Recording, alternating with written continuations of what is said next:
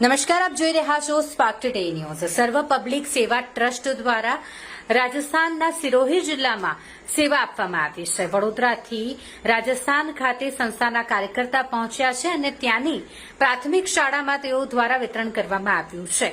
કાર્યકર્તામાં કાલુભાઈ અને જગદીશભાઈ તેઓ પહોંચ્યા છે। ત્યાં શાળામાં બાળકો માટે નોટબુક અને પેન પેન્સિલનું વિતરણ કરવામાં આવ્યું છે। સંસ્થા તરફથી 2 સ્કૂલમાં વિતરણ કરવામાં આવ્યું। બંને સ્કૂલના વિદ્યાર્થીઓ 130 જેઓની સંખ્યા છે, જે તમામ વિદ્યાર્થીઓને નોટબુક પેન્સિલનું વિતરણ કરવામાં આવ્યું।